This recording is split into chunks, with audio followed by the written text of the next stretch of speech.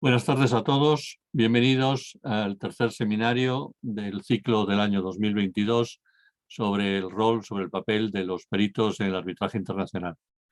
Tenemos en esta tarde un seminario presentado por Elena Sevilla. Insisto en el apellido porque creo que todos, y me incluyo, alguna vez le hemos puesto el de esa maravillosa ciudad que es Sevilla, pero Elena insiste en que ella es Sevilla, para que todos lo tengamos claro. Elena es una experta en arbitraje internacional, socia de Andersen, después de haber pasado por otros importantes despachos también españoles e internacionales. Desarrolla su carrera en este momento entre España y Suiza y hoy tenemos la suerte de contar con ella para este seminario sobre una cuestión tan relevante como es la de los honorarios de los peritos, en los que además tenemos una novedad muy importante, que es la de que no solo contamos con nuestros expertos, sino que también contamos con un representante de los clientes, de los usuarios de la empresa. De manera que, Elena, en tus manos queda el seminario. Muchas gracias. Pues muchísimas gracias, José Antonio. Muchísimas gracias además por precisar lo de mi apellido, porque es una cosa que siempre tengo que comentar y la verdad es que se agradece. Seguro que a ti te hacen más caso que a mí. Bueno, tengo también que aprovechar la ocasión para dar las gracias al Centro Internacional de Arbitraje de Madrid por invitarme, porque es un verdadero lujo y un placer y para mí es un honor moderar, si puedo, esta tarde esta mesa, que es muy interesante y que aborda un tema práctico que no está exento de debate y que al final nos interesa a todos. Al final es el famoso dinero en el arbitraje, ¿no? Al final la pregunta de si es posible fijar los honorarios de los peritos en un presupuesto cerrado es algo que impacta tanto a los abogados como a las empresas, como a los propios peritos. Y para eso contamos hoy, como muy bien has avanzado, con tres expertos de reconocido prestigio y tenemos la suerte de contar también con una empresa. Entre los expertos contamos a Misha Shar, que es socio en Deloitte desde hace más de 15 años, a Luis Agosti de Compax Lesecon, que es vicepresidente de senior de Compax Lesecon, que está basado en Londres, miembro de la práctica de energía, y a Javier López, a los que todos conocemos también, que es socio responsable de Forensic y de Finance and Crime en PwC España, que es socio también desde hace más de 14 años. Contamos ahora sí con la empresa, con SACIR, con José Luis Torres, que desde hace muy poquito nos decía director de cumplimiento normativo, apenas 4 meses, pero que ha sido durante más de 24 años director de la asesoría jurídica y los 2 últimos consejero delegado adjunto en SACIR.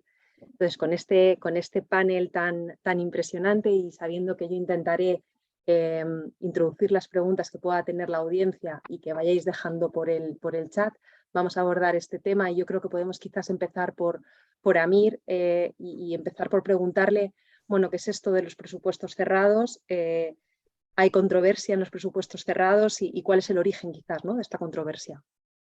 Sí, gracias, Elena. Antes de contestar, si me permites, también quería agradecer tanto a Ciam como a José Antonio la invitación a Deloitte y a mi persona para poder intervenir en esta sesión, ¿no? En cuanto a la pregunta, ya yendo a la pregunta concreta, pues, en los últimos años hemos observado por parte de los clientes un incremento de la exigencia de presupuestos cerrados en este proceso de negociación, ¿no?, de los encargos periciales en arbitrajes. Francamente, bueno, yo creo que la tendencia resulta lógica y diría que razonable por el incremento de la litigiosidad en general, por el volumen también de arbitrajes en particular, por el control presupuestario a que están sometidos también los departamentos de asesoría jurídica de las compañías, y también por la necesidad por parte del cliente de tener cierta seguridad en la cuantificación, estimación del coste que puede suponer el arbitraje antes de emprender este viaje, ¿no?, que es el procedimiento arbitral. Desde el lado de los peritos, bueno, nosotros históricamente creo que hemos sido reticentes a dar presupuestos totalmente cerrados, ¿no?, por nuestra intervención en los arbitrajes. Por la ausencia de certeza en la determinación del volumen de horas que será necesario para completar todas las tareas que se nos pueden ir surgiendo a lo largo del desarrollo del procedimiento arbitral.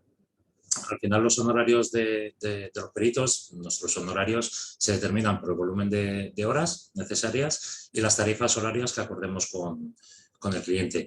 Y esa falta de certeza en las horas, ya insisto, durante el desarrollo del procedimiento arbitral, es lo que motiva esa reticencia, ¿no?, histórica nuestra. José Luis, tomando lo que ha dicho Amir, yo quería preguntarte a ti, en vuestra experiencia en SACIR, ¿qué experiencia, valga la redundancia, tenéis con los presupuestos cerrados y qué parámetros influyen a la hora de negociar este tipo de presupuestos o no? O ¿cómo lo hacéis? ¿Cómo lo veis? Elena, primero, muchísimas gracias. Y igual que a mí, lo primero quería dar las gracias a Ciam y a José Antonio Caínzo por la participación de SACIR y la mía en particular. Solo por completar un poco lo que has dicho, yo soy el director de cumplimiento, pero compatibilizo esa función con mi posición como subdirector de asesoría jurídica del grupo SACIR.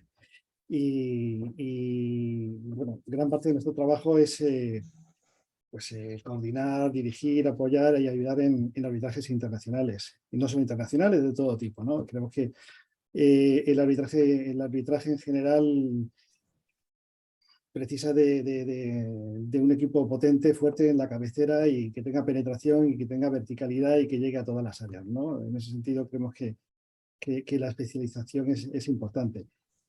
En cuanto a cómo hacemos con los honorarios de los peritos, pues mira, intentamos hacer lo mismo que con los honorarios de los abogados. Intentamos que los honorarios de nuestros colaboradores, que para nosotros son colaboradores, igual que los abogados externos, sean cerrados, de entrada cerrados. Y es verdad que hay ocasiones en las que puede ser más difícil, pero es igual de difícil que para nuestros compañeros, los abogados externos. Para los abogados externos, supongo que el grado de dificultad de acertar, de baremar, etcétera, es parecido, ¿no? Y la verdad es que no te diría que lo conseguimos en un 100% de los casos, pero en la gran mayoría de los casos sí tenemos presupuestos cerrados por parte de ellos. Y no sé, yo lanzaría una pregunta a vosotros, al gremio de los expertos, forensics, peritos y demás. ¿Por qué os cuesta tanto el cerrar los presupuestos? ¿Alguien quiere recoger el guante? ¿Qué tal, Elena? Yo, si me permites, puedo aportar algo. Bueno, adelante, Luis. Lo primero, igual que todos los demás, muchas gracias al CIAM, a Elena, José Antonio, por la invitación. Es un placer estar aquí con todos vosotros. Y después, contestando directamente a la pregunta que se plantea, ¿es posible tener un presupuesto cerrado? Yo creo que es posible, ¿no? La pregunta para mí, a lo mejor más compleja, es la cuestión más compleja es que la contraprestación a un presupuesto cerrado tiene que ser un trabajo de alcance cerrado, ¿no? Y eso es lo que muchas veces es más complicado, porque la casuística en los casos de arbitraje es infinita y no hay dos casos iguales. Entonces uno puede tener mucha experiencia en un tipo de caso concreto, pero los casos siempre son diferentes. Y a lo mejor, tal vez, para el trabajo de los peritos esa casuística es más amplia que en el caso de los abogados, ¿no?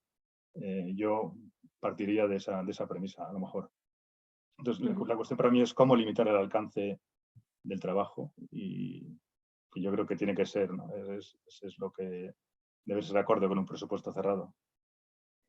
Pues vamos a aprovechar que Javier todavía no ha dicho nada. Javier, ¿qué te parece? ¿Crees tú que hay una solución, una alternativa? ¿Qué son los denominados modelos híbridos en relación un poco a lo que dice Luis? Estás en mute, Javier. Perdonad, gracias por la invitación.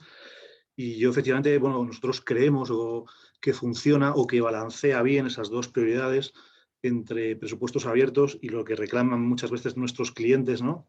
Como SACIR y José Luis nos ha expresado, ¿no? Que es esa certidumbre presupuestaria y esa contención en costes, ¿no? Entonces, quizás la solución a ese problema, al menos, como digo, creo que funciona cada vez mejor, son modelos híbridos, donde lógicamente necesitas una premisa que es tener un buen calendario, ¿no? De cuál es el scope of work, por supuesto, ¿no? Y también qué hitos y qué posibles pasos puede dar el arbitraje. ¿no? Nosotros en los casos más complejos en los que hemos participado, pues había distintos tipos, lógicamente, de expertos, ¿no? Había delay experts, había quantum expert, había financial expert en el mismo arbitraje y luego gente muy técnica, ¿no? Lógicamente, sobre alguna materia o sector, pero a esto se añades, ¿no? Todas las posibles fases que se pueden dar. Ya hablo de pre-hearings, ¿no? Hearings, Scott Schedules o Joint Expert Reports, pues hacen que podamos dar ciertos rangos que mezclen o variabilicen por fases o hitos, como digo, la situación de dar un presupuesto cerrado versus uno totalmente abierto, ¿no? Y esa quizás sea una solución, como digo, equilibrada. Y Amir, ¿qué crees tú que es necesario o qué necesita un perito para establecer un presupuesto híbrido o el presupuesto híbrido al que se refiere Javier? Sí, bueno, Peritos.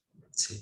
Yo creo que lo han comentado José Luis, los conceptos, ¿no? José Luis y Javier, y por contextualizarlo un poco también, yo creo que justamente el factor que origina esta discrepancia, ¿no? entre clientes y peritos es precisamente en lo que coincidimos las dos partes, si me permitís utilizar el término, ¿no? Que al final es una gestión de riesgos en el proyecto. Al final en esa negociación ambas partes estamos intentando gestionar ese riesgo. Y como en cualquier negociación, la solución pasará por encontrar un equilibrio en la situación, en la posición de riesgo que asume cada una de las partes, ¿no? Estableciendo una serie de mecanismos que permitan llegar a un nivel de mitigar ese riesgo a un nivel en el que cada parte lo considere un nivel razonable y que se sienta confortable, porque eliminarlo va a ser muy complicado, ¿no? O prácticamente imposible. Y yo creo que los factores, digamos, para poder establecer ese presupuesto híbrido, José Luis antes ha hecho mención a uno que para mí es una condición necesaria, ¿no? La especialización.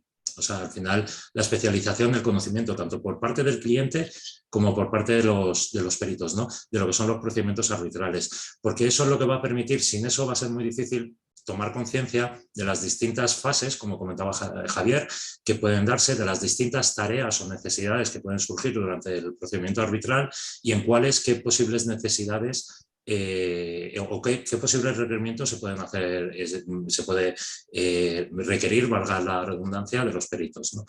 Al final, para hacer esos presupuestos híbridos, como comentaba Javier, hay que establecer unas fases, unas tareas. Hay algunas, también un poco respondiendo a la pregunta, al planteamiento que hacía José Luis, ¿no? Que quizás por la parte del despacho de abogados está claro que el acompañamiento va a ser durante todo el procedimiento arbitral.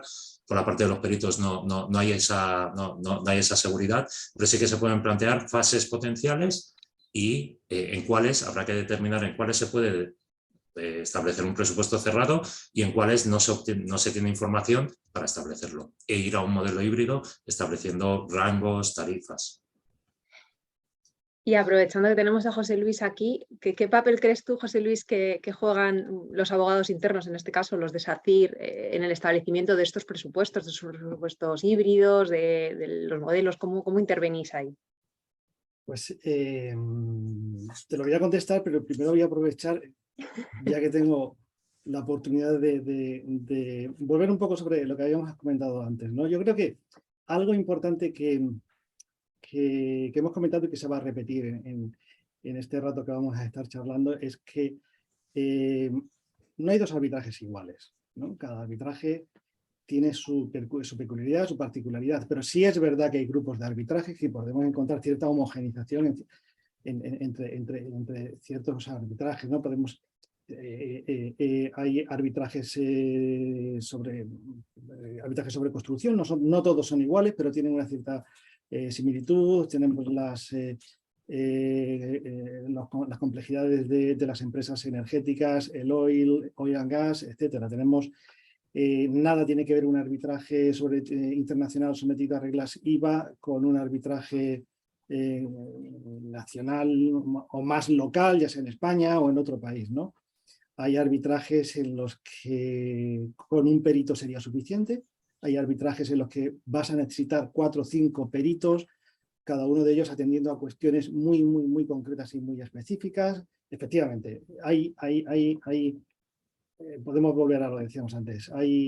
Cada arbitraje es un mundo, pero sí es verdad que hay ciertos arbitrajes que se me parecen más unos a otros, ¿no?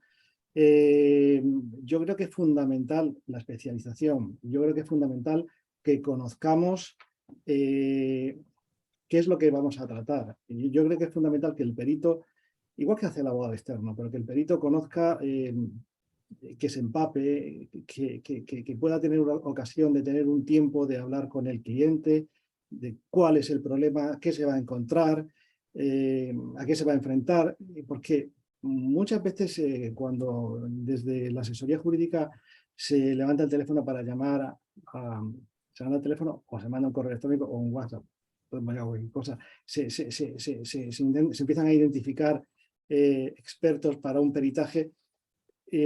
No podemos pensar que en 2 semanas, 3 semanas, sin más, tienen un presupuesto, ¿no? Eso no es razonable. Al final llegamos a que nos encontramos con presupuestos que no son realistas, ¿no? Por parte de los abogados internos, pues efectivamente lo que necesitamos es muchísima especialización y muchísimo conocimiento. Los presupuestos híbridos pueden ser una solución o puede ser una trampa. Los presupuestos híbridos al final no es ni más ni menos que un ajuste muy específico de una sucesión de pequeños presupuestos cerrados. Pero para poder llegar a tener un presupuesto híbrido que se ajuste a la realidad, que luego no vaya a estar sometido a incrementos que siempre dan lugar a sorpresas y que es complicado. Para nosotros los abogados internos es complicado manejar esas sorpresas porque el negocio entiende que, bueno, pues igual que ellos cierran el precio del hormigón, pues nosotros tenemos que cerrar el precio del presupuesto y que no entienden que lo que en principio iba a ser un arbitraje de X meses, pues se convierte en un arbitraje de 2 o 3 años. Entonces, eso sí que es un esfuerzo por nuestra parte de conocer con detalle cómo son los procedimientos arbitrales. ¿Qué implica el que en un arbitraje bueno, pues no sé, un perito te diga de antemano, voy a estar 3 días en un hearing? Bueno, a lo mejor tú sabes que eso no es así. Intenta ser más realista, van a ser 4, van a ser 2 semanas. No lo sé, hay multitud de assumptions que son, bueno, pues donde hay que la letra pequeña, ¿no? de los presupuestos y hay que mirarlos con muchísimo cuidado. Las assumptions de los peritos y de los abogados externos. Pero bueno, ahora estamos hablando de peritos. Y cuando tenemos esa capacidad de analizar con detalle esos presupuestos, pues el presupuesto híbrido es una solución. Si no, es una trampa. Estamos firmando algo que nos creemos que nos soluciona y no nos soluciona nada. Vamos a seguir teniendo un problema al final. Tenemos ya una primera, bueno, tenemos 2, pero voy a leer la primera opinión que nos ponen por el chat, que es, que dice, y lo voy a leer textual: en mi opinión, si ustedes limitan un presupuesto para su peritaje, están limitando su propio caso, con el riesgo de perderlo, por no haber probado con la prueba idónea y completa su reclamación. ¿Alguien quiere reaccionar a esto? ¿Qué pensáis de lo que nos dice la opinión? Para José Luis, ¿no? Yo creo que sí, estoy solo ante el peligro. Pero bueno, alguien habrá que pregunte que me eche una mano.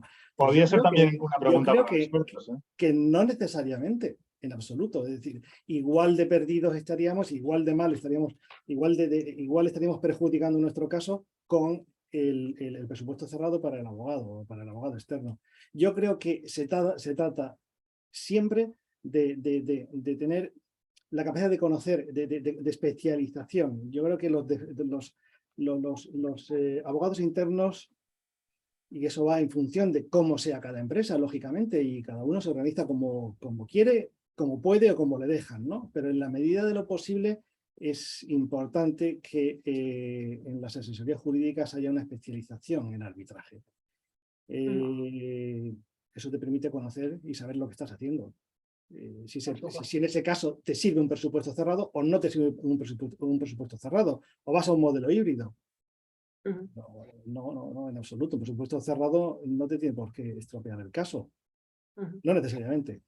Estamos hablando de especialización de los abogados internos que se dedican al arbitraje en las empresas, pero también podemos tratar el tema de la especialización de los peritos. Javier, ¿cómo impacta la especialización de los peritos en lo que es el mundo la negociación de los presupuestos?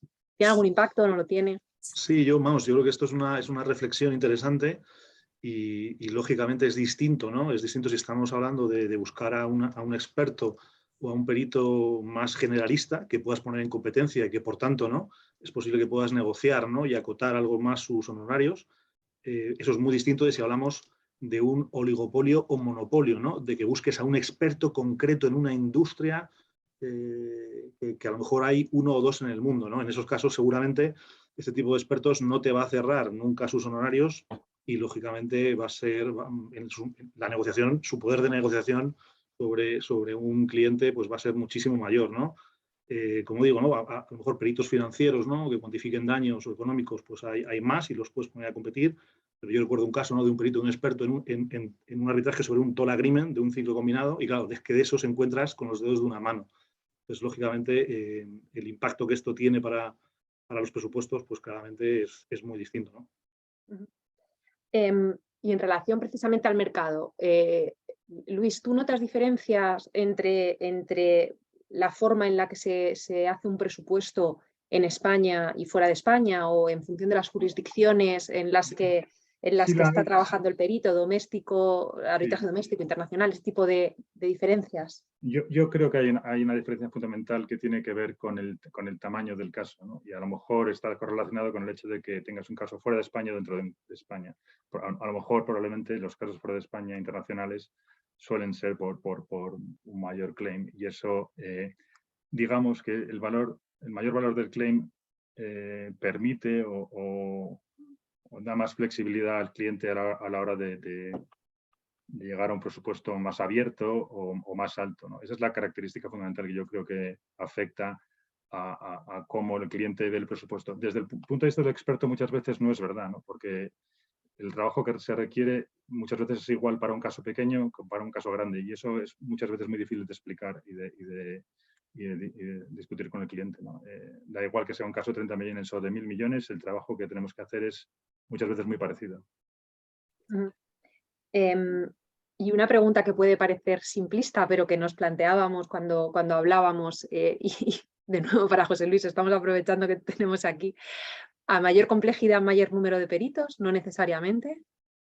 No necesariamente, pero sí estoy con Luis en que si tuviéramos que encontrar una variable que de una manera directa influya más en el coste y en el coste y en el número de peritos, esa es la importancia del caso, la importancia económica del caso. Eso es determinante. O sea, evidentemente no se trabaja igual un caso de 1.000 millones de dólares, de 1.000 millones de euros, que un caso de 8 millones. Eso está clarísimo. No solo influye eso. Luego hay que tener en cuenta otra serie de cuestiones. Es que, bueno, depende del sector, ¿no? Pero, por ejemplo, en el sector de las grandes infraestructuras, concesiones, etcétera, el importe normalmente te lleva a que ese proyecto se haya ejecutado a través de algún tipo de joint venture, consorcio, algún tipo de figura asociativa, ¿no? Al menos es lo normal. No todos nos enfrentamos a un proyecto de 1.000 o 2.000 millones solos, ¿no? Lo normal es ir en compañía de otros. Y se gestiona de una manera ni mejor ni peor, sencillamente se gestiona de manera diferente en general un arbitraje cuando estás en consorcio. Digo en consorcio en términos generales, ¿no? Sea cual sea la figura que estás utilizando. Te encuentras con que tienes socios que tienen tanta experiencia como tú o más, socios que tienen menos experiencia, socios que pertenecen a una jurisdicción en la que, bueno, pues hay una experiencia arbitral completamente diferente, tienes socios norteamericanos, anglosajones, con una forma de entender el arbitraje completamente diferente, un modo de entender cosas como la producción de la prueba, que no tiene nada que ver con la nuestra y que incluso ellos están más preparados para esa eventualidad y nosotros al contrario, ¿no? En fin, eso influye muchísimo. Influye también en que, bueno, pues si quieres casi desde un punto de vista casi de tratamiento psicológico, ¿no? De la gestión de un proyecto de esa magnitud. Cada uno aporta lo que cree que es mejor para el proyecto, lo que es mejor para el arbitraje, y muchas veces ante sugerencias de tus socios, pues lo que hacemos es sumar un peritaje a otro peritaje y a otro peritaje, porque realmente ¿quién, y digo esto que no se me malentienda, pero ¿quién se atreve a decir que no? ¿No? Es como, bueno, oye, tienes un problema médico importante y ¿cómo dices que no a una segunda opinión? ¿No? ¿Quién es el que se arriesga a decir no? Lo hacemos con un solo perito y además va a ser este o solo con dos. Yo creo que eso es determinante a la hora del precio, con independencia de que sea un precio cerrado, no sea un precio cerrado, que tampoco es la panacea, lo digo porque por las preguntas que se han visto en el chat y demás. No se trata yo creo que el webinar no va de presupuesto cerrado sí, presupuesto cerrado no. Yo creo que todo es discutible y todo tiene sus cosas, pero lo que sí está claro es que el valor del proyecto es determinante la jurisdicción en la que participas, es determinante el número de socios, si tienen esa experiencia, y ir con socios, por ejemplo, del mundo anglosajón, te hace ver las cosas también de una forma diferente a la hora de aceptar que determinados costes son necesarios, pues porque hay bueno, pues te encuentras con que hay que hacer una producción de prueba masiva, ellos lo entienden, a lo mejor, y tú no lo entiendes, o tus ejecutivos no lo entienden, ¿no? Y son cosas que multiplican por varias veces el valor de la prueba en otras jurisdicciones, ¿eh? Y está claro que bueno, pues a mayor, o sea, en función de las circunstancias, ¿no? Se puede encarecer o no un peritaje, puede ser más fácil o menos estimar el presupuesto o estimar lo que va a conllevar ese presupuesto, pero yo me pregunto, y a lo mejor Javier, me puedes echar una mano, ¿se te ocurre alguna forma o conoces alguna forma un poco de ser más capaz o de poder anticipar mejor cuál va a ser el coste de un peritaje? Nosotros hemos probado y la verdad es que yo creo que ha funcionado bien. En arbitrajes, el que tengo en la cabeza es un tema de sobrecostes en obra civil, ¿no? De cierta envergadura, y lo que intentamos fue determinar distintos drivers, ¿no? Que nos permitiesen un poco dimensionar el trabajo, ¿no? Entonces, lo que decidimos invertir fue en lo que llamamos una fase cero, o una fase de diagnóstico, donde realmente, bueno, inviertes un equipo, ¿no? Y durante un tiempo, que en este caso fueron unas 3-4 semanas, para un poco conocer las tripas, ¿no? Las tripas a las que luego te vas a enfrentar, ¿no? Ver toda la documentación pues, que han compartido contratistas, dirección facultativa, el project manager, etcétera, para conocer los capítulos, las unidades de obra y otros elementos para intentar luego clasificar la complejidad de las distintas partidas, ¿no? que vas a analizar, ¿no?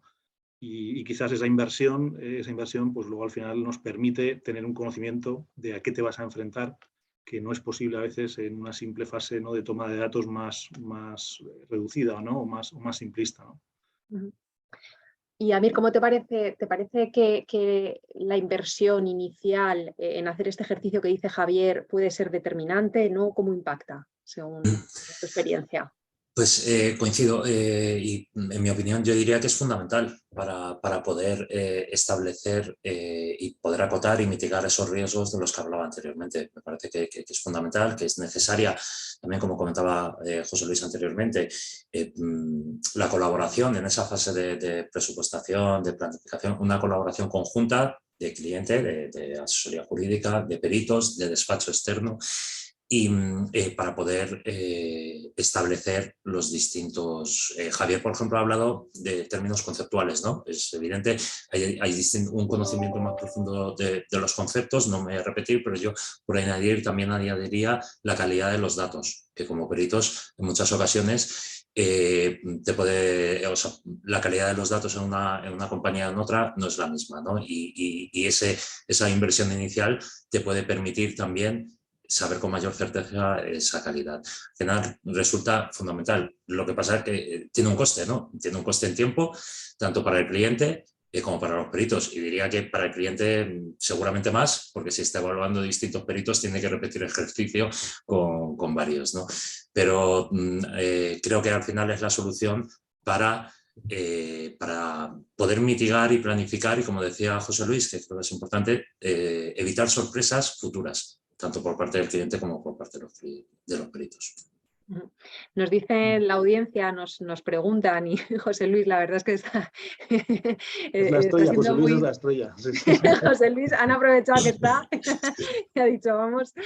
Nos dicen, y lo voy a leer, sugeriría que las partes, en este caso contratistas, provisionen en los costes del arbitraje de manera real y con cotizaciones reales de las consultoras, tal y como hacen cuando presupuestan las obras, y hagan una provisión muy próxima al presupuesto final. Así daría igual, pues abierto, cerrado o como fuere, pero bueno, habría una correcta previsión de costes iniciales. ¿Qué te sugiere esta recomendación que hace aquí el foro?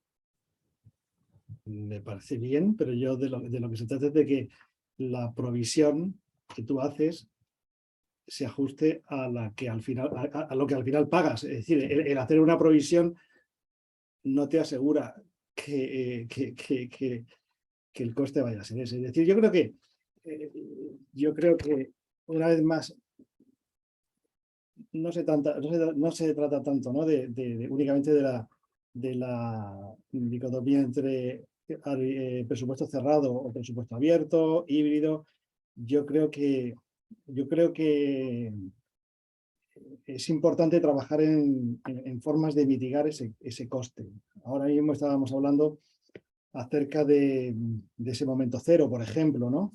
Digo lo que decía antes, en cada empresa las organizamos como podemos, pero en nuestro caso, por ejemplo, lo que hacemos es que nosotros tenemos un departamento de gestión contractual no muy grande, pero sí muy dedicado, es un departamento de ingenieros, sí, muy específicamente dedicado a dar apoyo tanto a la gestión de los conflictos en los contratos mientras se están ejecutando, y de manera muy específica nos ayudan a nosotros, al equipo de abogados internos, en el proceso de elaboración de los informes. Son ellos los que nos ayudan a identificar a los expertos, son ellos los que nos ayudan a cerrar también los presupuestos con ellos, y son ellos los que en un primer momento tienen contacto con el equipo de expertos, hablan su mismo lenguaje,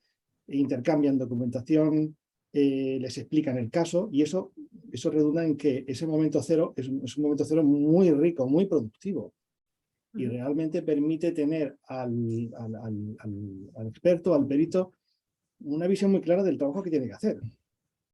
Es más, no solo eso, sino que nosotros sabemos que el perito sabe cuál es el trabajo que tiene que hacer. Entonces, estamos hablando el mismo lenguaje.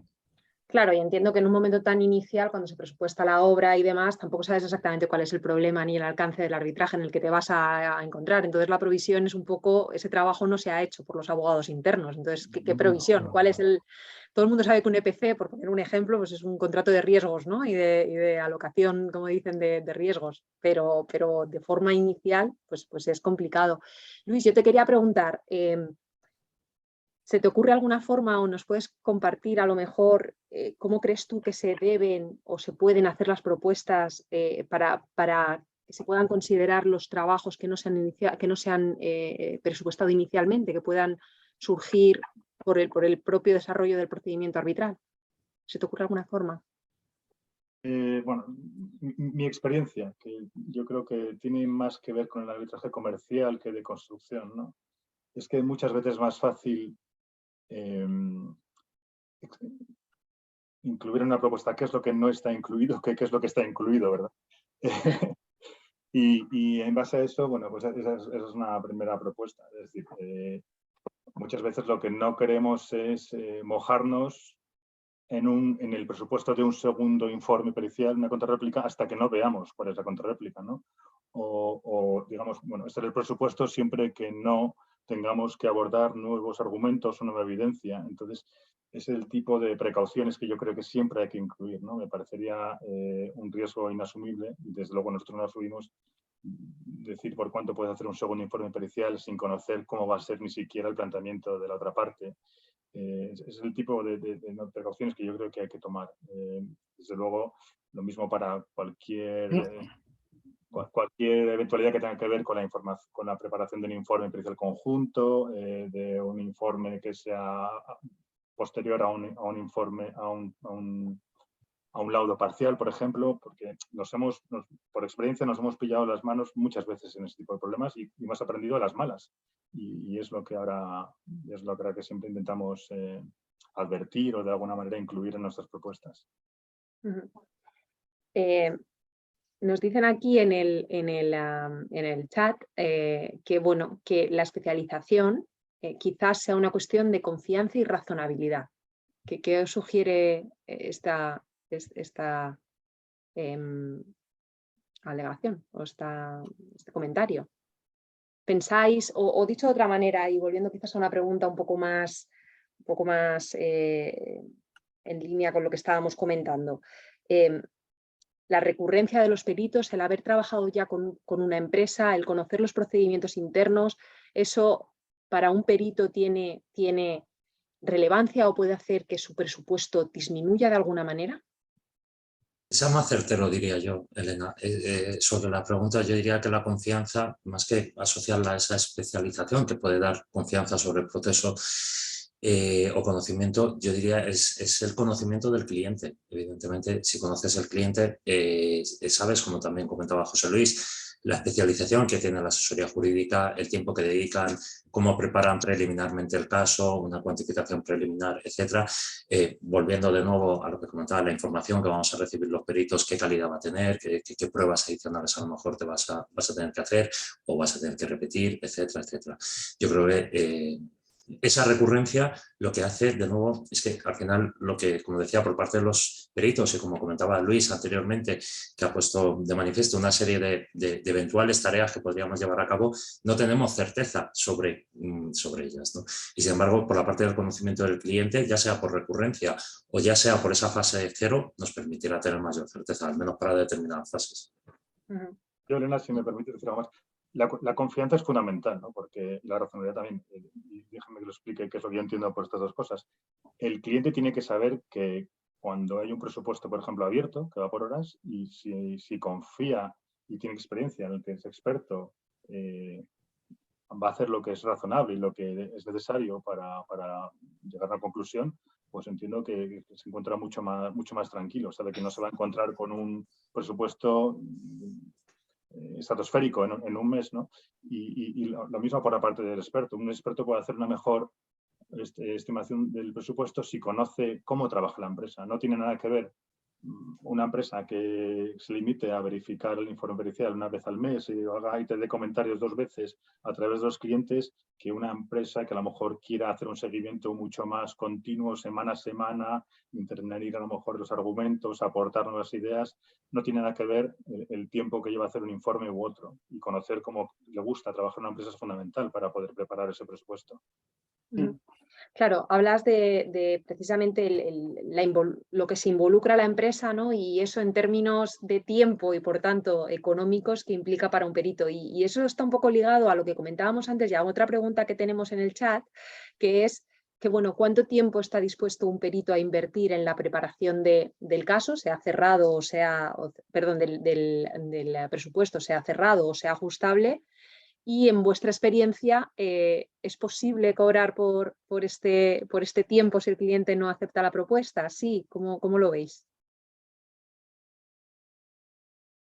En principio, si preguntas sobre lo que llevábamos antes, esa fase cero de diagnóstico, eso nosotros lo hemos hecho a inversión, ¿no? Y lógicamente, bueno, el cliente ha obtenido una clasificación, ¿no?, por distintos grados de complejidad de partidas, y en esos casos, bueno, asumimos el riesgo de que luego finalmente se decante por otra opción, ¿no? No queda otra, ¿no? Al final el mercado es el mercado y funcionamos en él, ¿no?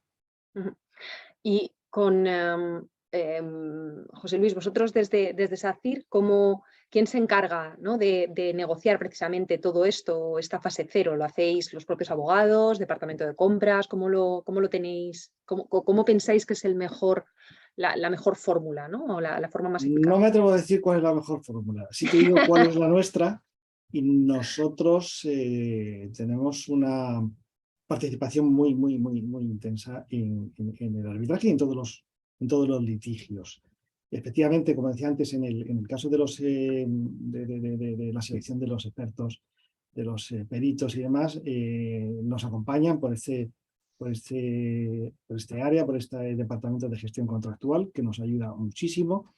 Y entre ambos acabamos de definir el scope, acabamos de definir, de ajustar presupuestos y lo cerramos entre nosotros. Nosotros previamente hemos hecho un proceso de selección con comparativos, etcétera, etcétera, pero una vez que tenemos identificado y cerrado con quién vamos a trabajar, quien lo cierra es la asesoría jurídica, ayudados por gestión contractual. No hay un departamento de compras que lo cierre, que se encargue de ello, ¿no? Y volviendo un poco a lo que decíais antes, cuando hablamos de la confianza, estoy totalmente de acuerdo que la confianza es imprescindible, es importantísima. Hablamos de peritos, hablemos de abogados externos. Lo que ocurre es que en el arbitraje, sobre todo para las empresas que recurren al arbitraje, quizás más de lo que quisiera, pero bueno, al final tiene que ver también con que tenemos negocios en muchísimas jurisdicciones. Bueno, pues evidentemente no siempre tienes alrededor a la gente con la que trabajas habitualmente. Estás en jurisdicciones muy diversas y en muchos pleitos a la vez. Estás con socios. No siempre tienes que encontrar a alguien experto en una cuestión muy particular. Bueno, pues evidentemente tienes que buscar a los que en ese momento son mejores y puede ser, pues no sé, pues un ingeniero, un experto en geología mecánica de la Universidad de Wisconsin. Bueno, pues espero que sea muy bueno. No sé si tengo confianza en él o no. Quiero decir que te puedes informar, puedes saber qué tal experiencia han tenido otros con él, pero bueno, al final es como decía antes, si tienes pocos arbitrajes, será más fácil tener esas experiencias, ¿no? Esa capacidad de confianza. Y recurrís, ya aprovechando, ¿no? que te tenemos, recurrís a menudo. ¿Recurrís a menudo a los mismos peritos? O sea, ¿hay una recurrencia en los peritos o abrís más el campo? ¿Cómo lo tenéis? ¿O cuál es tu experiencia? Nosotros abrimos el campo, somos razonablemente promiscuos. Es decir, pero es que además, a ver, hay un par de cosas que quería comentar que son importantes en el mundo del arbitraje, sobre todo arbitraje internacional. Y sobre todo si es arbitrajes en el mundo anglosajón o de alguna forma relacionado con jurisdicciones anglosajonas, ¿no? Y una vez que la recurrencia a los mismos peritos no es posible. O sea, está muy castigado desde el punto de vista de la parcialidad o imparcialidad de ese perito, porque a diferencia de lo que ocurre en algunas jurisdicciones o en el ámbito civil, en determinados lugares, no se ve nada raro que una empresa se haga acompañar normalmente por determinados peritos. Sin embargo, en el arbitraje internacional, en el mundo anglosajón, eso no es posible. Igual que también, y es algo que tenía para comentar, una forma de mitigar el coste cuando hablamos de abogados externos es el success fee, ¿no? De mitigarlo o de posponer un pago importante. El success fee, la comisión de éxito, en el caso de peritos, no es posible. En el arbitraje internacional no es posible. Podemos tener, pues no sé, en los litigios en el orden civil en España, bueno, no tenemos tantos problemas con eso, pero en el arbitraje internacional no es posible porque eso implica un interés económico en el pleito. Y al perito se le supone una imparcialidad con independencia de que se le haya contratado por una de las partes. Y eso condiciona muchísimo tu relación con él. Y lo que quería decir fundamentalmente es que en el caso de los peritos, el success fee no es una medida de mitigación del coste. Precisamente teníamos una pregunta. Ni la recurrencia tampoco, ni la recurrencia. No puedes recurrir. Claro.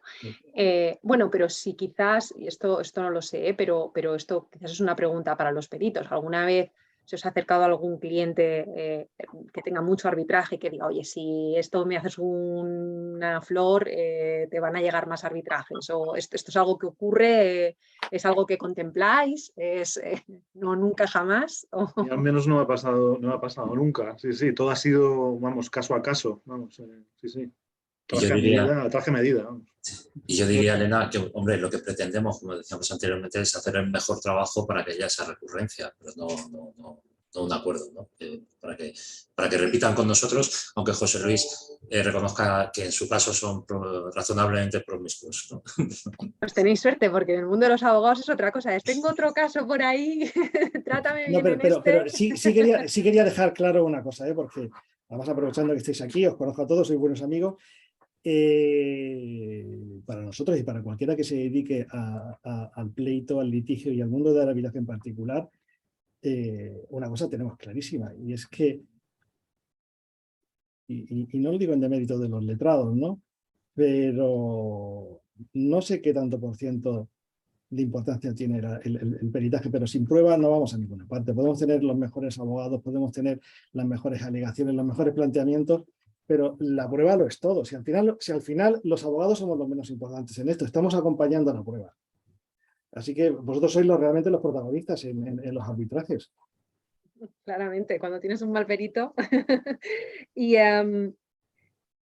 volviendo a la pregunta que comentábamos antes y la pregunta que le hacía a José Luis, pero esta vez por parte de los peritos, ¿siempre tratáis con los abogados directamente el tema de vuestro presupuesto? ¿En qué tipo de empresa o no? ¿Tenéis pues, departamentos de compra? ¿Qué es lo que preferís? No sé quién se atreve con esta. Bueno, pues si te parece yo, Elena, yo mismo diría, bueno, departamento de compras o asesoría jurídica, ¿no? Pues Elena, te diría que depende de cada grupo empresarial, ¿no? Porque realmente los departamentos de compras son duros, realmente. Pero también hay asesorías jurídicas bastante más duros todavía, ¿no? Pero yo creo que nuestra preferencia, y me corrijan también Javier y Luis si opinan otra cosa, es que con la interlocución directa con abogados internos, con asesoría jurídica, hace que el proceso sea más fluido, que haya mayor, que por nuestra parte podamos explicar mejor el porqué de todo lo que hemos hablado hoy, de los hitos, tareas, fases, el por qué hacemos determinados planteamientos, que sin esa interlocución, ¿no? Y además creo que, aunque se finalice en el departamento de compras, tiene que haber una interlocución también interna de explicación de esos presupuestos, ¿no? Nos dicen aquí uno de los comentarios es: el problema nace de una errónea previsión de costes iniciales. No sé si alguien quiere reaccionar a esto de que el problema quizás, ¿no?, con los presupuestos no adaptados es una previsión de costes iniciales. ¿Pensáis que sí, que no, que es lo más frecuente? Yo creo que es totalmente cierto. Las frustraciones y los problemas se producen cuando hay unas expectativas que no están justificadas y que no son razonables. Y para eso, bueno, yo creo que hemos hablado mucho de que hay que hacer un trabajo y un esfuerzo muy importante para planificar los presupuestos y para que el cliente ponga en valor tu propuesta técnica y valore tu presupuesto, sea como cual sea, ¿no? Y que vea que existe una proporción entre la propuesta técnica y la propuesta económica tal y como está planteada.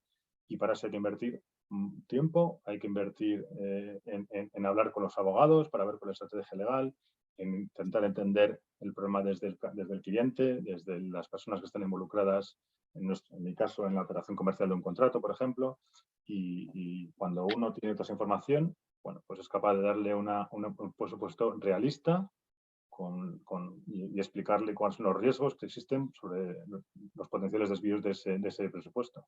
Y sobre esa base yo creo que nunca he tenido, cuando hemos entendido que hay que trabajar así, nunca hemos tenido esos problemas, ¿no?, de frustración o de sorpresa en cuanto a presupuestos demasiado altos o inesperados. Nos hacen otra pregunta que también es interesante, y es, bueno, pues cómo influye, dice, bueno, la cuestión ética respecto del conocimiento de que los peritos están contratados bajo un régimen quizás pues de presupuesto cerrado o de presupuesto dividido pero con un número de horas limitado, y nos dice precisamente que cómo se juega con el hecho de que hay cuestiones estratégicas que son contrarias al buen desenvolvimiento, lo estoy leyendo literal, del arbitraje. Y nos pone como ejemplos cuando la contraparte está tratando de gastar el presupuesto del perito, haciendo preguntas excesivas o cuestionando de forma excesiva al perito contrario. ¿Cómo esto lo valoráis? ¿Cómo lo contestáis? ¿Cómo lo contrarrestáis? ¿Cuál es vuestra opinión en esto? Cualquiera. Yo, muy brevemente, Elena. Para mí esta cuestión tiene que ver con el tipo, dónde se haga el proceso, en qué jurisdicciones. Si es un Nueva York o Delaware, tienes que hacer todo lo que puedas, no dejarte de gastar un duro. Cuando estás en un caso en España o en una arbitraje internacional con otro SIT, es diferente y tú puedes valorar hasta qué punto quieres entrar a una conversación con un determinado argumento o no. Y tienes que intentar anticipar cómo el tribunal va a interpretar esa cuestión. Y muchas veces no entras a contestar muchas cosas porque crees que no tienen sentido o crees que no son razonables. Y pasa muchas veces. Sí, estoy de acuerdo con Luis, ¿eh? Eso tiene mucho que ver con la jurisdicción y bueno, tiene que ver también mucho con el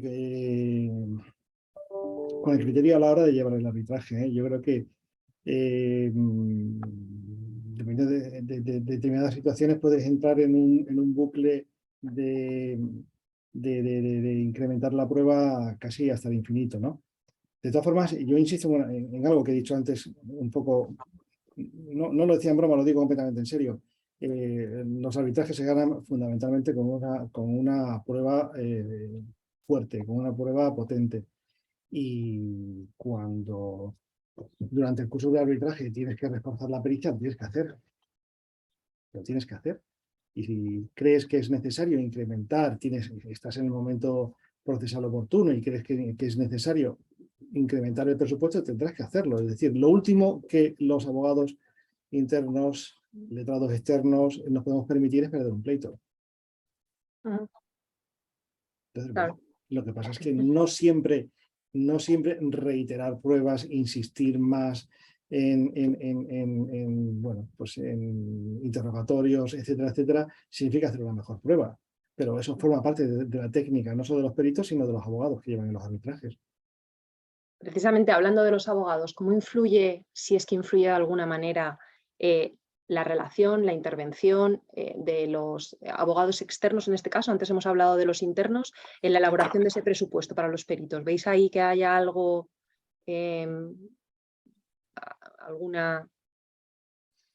algo que decir? Tanto José Luis como los expertos, ¿eh? O sea, ¿a vosotros os influye algo o cómo puede el abogado externo, en función del que sea, tener una incidencia o no en la elaboración de vuestro presupuesto, en la reducción de vuestro presupuesto? ¿Veis ahí algo?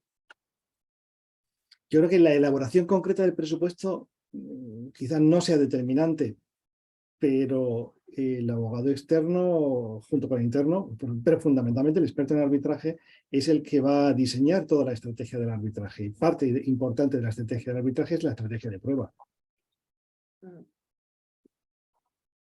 ¿Y los peritos, a vosotros os supone, tenéis otra experiencia distinta a lo que comenta? Mi experiencia es que a la hora de aprobar el presupuesto, de presentar la propuesta económica, el abogado externo se implica poco. Luego se suele implicar mucho a la hora de intentar gastar cuanto más mejor, ¿verdad? Porque son los que tienden a pedir más y es muchas veces... Claro. Hay una gran diferencia entre un abogado que entiende que tienes un presupuesto limitado y un abogado que simplemente te va a pedir todo lo que cree que es necesario sin atender a lo que tú puedas haber acordado con el cliente, ¿no? Y son maneras de trabajar y bueno, nosotros intentamos controlar ese riesgo ex ante dentro de la propuesta. Muchas veces se puede, otras veces no se puede, depende del caso. ¿Y esto cómo lo gestionáis? Porque al final es cierto que tú firmas un contrato, ¿no? O un presupuesto con el cliente, pero sin embargo el que te está pidiendo el trabajo de alguna forma es un tercero ajeno a ese contrato. ¿Esto cómo lo ventiláis, entre comillas? ¿Cómo lo gestionáis? Y si os ocurre alguna forma. ¿no? Con comunicación, básicamente, porque efectivamente, ¿no? El abogado es usuario, ¿no? Es el usuario, al menos el directo, ¿no? De nuestro trabajo y al final pues hay que intentar tener una comunicación lo más fluida posible para evitar ese mismatch de expectativas, ¿no? que mencionaba antes Luis, ¿no? Que puede ocasionar fricciones y situaciones pues, de malos entendidos que lo ideal, desde luego, es evitarlos cuanto antes mejor, ¿no? Yo lo que creo que funciona muy bien, porque muchas veces no es tanto cuánto es el coste total, sino anticipar y que el cliente sepa cuánto se va a gastar y que el abogado sepa cuánto se está gastando, ¿no? O sea, mucho control sobre los gastos, informes cada 2 semanas sobre los gastos lo que se han incurrido, qué se está haciendo, por qué se está haciendo este trabajo. Ese tipo de comunicación también creo que es fundamental, ¿no? Para que todo el mundo sea consciente de lo que cuestan las cosas y por qué se están haciendo las cosas. Y vosotros hacéis, en vuestra experiencia, vosotros soléis hacer este seguimiento, no digo a lo mejor en casos pequeños, pero en casos grandes, un seguimiento, un report detallado al cliente de qué se hace, en qué se invierte, qué lo ha pedido, cómo esto es algo una práctica habitual. Yo creo que esto podemos hacer una ronda general. Yo creo que sí, vamos, a mí ese Progress Report me ha extrañado hasta 2 semanas. Yo habitualmente nos lo piden con periodicidad semanal, yo creo. Es lo más habitual. Sí, nosotros también lo pedimos. Sí. ¿Y cuál es la respuesta de la empresa? ¿Cómo, al final, lo que decíamos, ¿no? Cuando analicéis ese Progress Report y por lo general lo validáis, no, o sea, ¿te has tenido alguna experiencia en concreto tú, José Luis, en el que digas, bueno, aquí esto se nos está yendo de madre? O ¿cómo gestionas esto internamente? Sí, bueno, no es lo más habitual, pero efectivamente, lo que pasa es que yo creo que cuando tienes una relación próxima, cercana con el perito, las sorpresas son las menos, ¿no? Es decir, efectivamente tú puedes pedir todos estos time reports, etcétera, etcétera, pero tú ya sabes más o menos por dónde va, ¿no? Por dónde va, qué trabajo se está efectuando y demás. Y ya te digo que, además, si nosotros contamos con la ayuda de nuestros equipos de gestión contractual, estamos muy encima del trabajo que hacen los peritos. Estamos bastante encima y con eso evitamos ese tipo de sorpresas. Evidentemente puede haber habido, pero las intentamos evitar de esa manera, trabajando muy codo con codo con ellos. Bueno, yo creo que le hemos dado una vuelta general a un poco todos los temas. Yo no sé si alguno quizás tiene un minuto que nos queda antes de darle la palabra a José Antonio, algo que se le haya quedado que quiera absolutamente compartir. ¿Nadie? Estamos todos de acuerdo en que los peritos son fundamentales. Son fundamentales. Fenomenal. Pues yo creo que solo me queda daros las gracias a todos por esta interesantísima ponencia. Sé que hablar de dinero no siempre es sencillo, pero al final estamos todos en este mundo y ojalá podamos seguir hablando de este tema y lo hablemos en temas que llevemos conjuntamente. José Antonio, te devuelvo el mando y gracias de verdad a todos porque ha sido un absoluto placer. A vosotros. Muchas gracias. Muchas gracias a todos. Muchas gracias. Muchas gracias, Elena. Muchas gracias a los peritos, a José Luis, que ha sido la diana de muchas preguntas y creo que ha demostrado la utilidad de oír a los usuarios, ¿no? Además habéis sido extraordinariamente elegantes todos, porque como dice Elena, se ha hablado de dinero, pero no lo parecía. Esto parecía una cosa, vamos, de guante blanco extraordinariamente exquisita. Creo que ha sido muy interesante, de verdad. Espero que eso haya parecido a quienes nos han acompañado y la prueba del número de preguntas que ha habido creo que es una demostración de que ha resultado muy interesante. Por tanto, mil gracias a todos y simplemente, como siempre, para respetar el horario a rajatabla, despedirnos recordando a todos los que les puede interesar que la siguiente sesión de este ciclo será ya después del verano. Como saben, normalmente lo hacemos cada 2 meses, en los meses pares, pero como el siguiente mes par es agosto, no vamos a pedirle a nadie que estropee sus vacaciones por esto y lo haremos inmediatamente después. Por tanto, la próxima sesión será el 7 de septiembre a la misma hora de siempre, a las 6 de la tarde, hora de Madrid, y con un tema muy distinto, pero creo que también sumamente importante, que es, el título es si hay que aplicar a los peritos reglas parecidas a las que se usan con los abogados en materia de conflictos de interés. Por tanto, cambiamos de cuestiones totalmente económicas a cuestiones absolutamente éticas, pero igualmente importantes. De manera que, lo dicho, hasta esa próxima sesión del 7 de septiembre, espero que todo el mundo haya podido descansar y aunque todavía nos quede mucho para llegar a las vacaciones, para quienes no nos veamos antes, pues felices vacaciones y que el 7 de septiembre no falte nada. Hasta pronto entonces. Gracias. Muy bien, gracias. Gracias. Hasta pronto. Hasta pronto. Muchas Chao. gracias a todos. Hasta luego. Adiós.